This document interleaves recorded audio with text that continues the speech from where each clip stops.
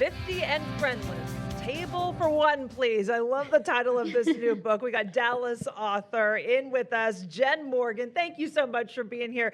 I love this line. It says, table for one is more than just a reservation.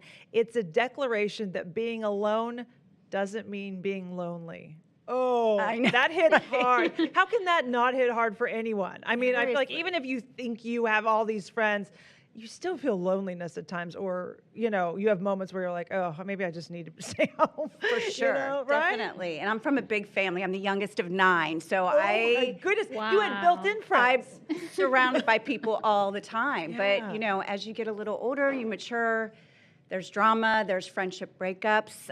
Some of it's very natural and normal, and then some of it is unexpected and kind of heartbreaking. And so that's kind of, I'll be 55 next month, and so my 50s have really changed a lot as far as friendships go. Yeah. And you really feel like you've noticed a shift that happens in the 40s and 50s in terms of friendship? Yeah, I mean, it's totally a play on words. It's a sarcastic nickname from my husband because he's so sweet to me. But you don't have to be necessarily 50, and it doesn't necessarily mean friendless. It's just as we get older, as we mature, we just realize we want different things.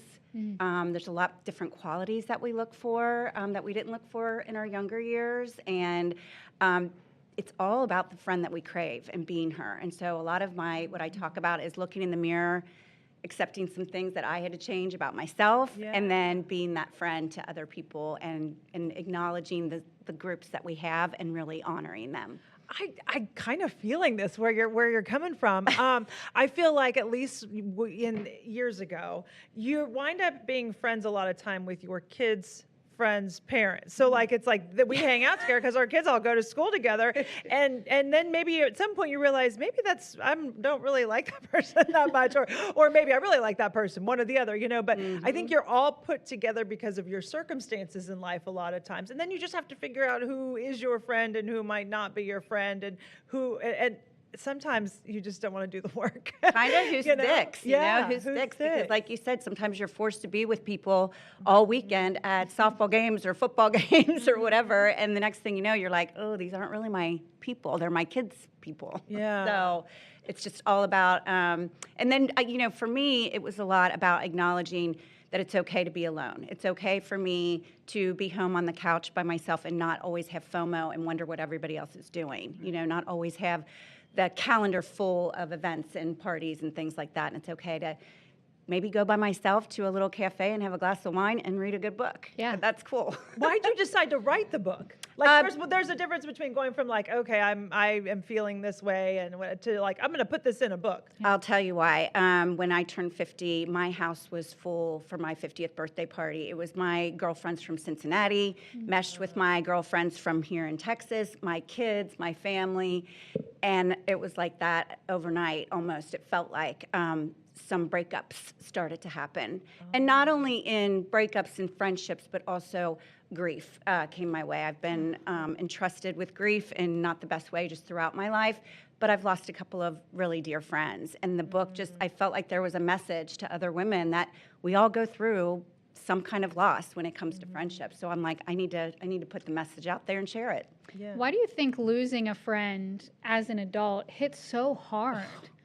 It really does, because you feel like you're so secure and confident in who you are, and then all of a sudden you're like, wait, what did I do wrong? What's wrong with me? And that's how I felt for a while. Like, why did they leave me? I thought we were having fun and like living our best lives together as we're maturing and our kids are growing up. And you kind of find out that people start to grow apart, and you have to acknowledge that. So it's really tough sometimes.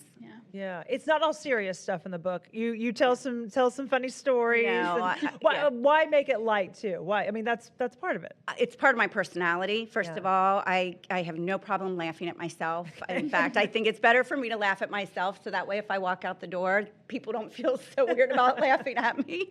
My husband and I always have had a really good sense of humor, and I just feel like adding some little jokes and anecdotes is a good way to keep people interested in the book. I also, at the end of each chapter, there are reflection pages. So it's really good to read the book with another girl or a group of girls. I've had a couple people do it like a book club. And because the reflection pages, you can start to really connect when it comes to the friendship talk.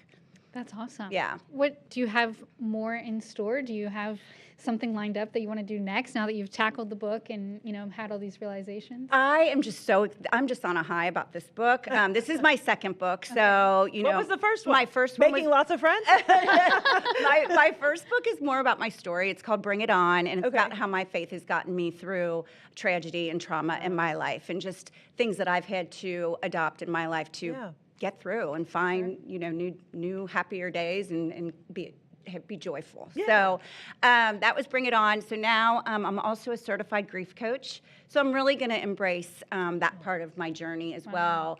And I'm thinking that the third book might be about grief, but that does seem a little sad. I might need something a little bit funnier. Okay. A little lighter. Throw in some more Maybe a stories, fashion, too. a fashion Okay. book or Yeah. something like that. Yeah. If there is someone who feels lonely or feels like making friends is so hard. Like, ugh, what do you tell that person? What do you say? I highly recommend finding what you enjoy in life and embracing that. So whether it's working out or attending, a cooking class or just trying something new.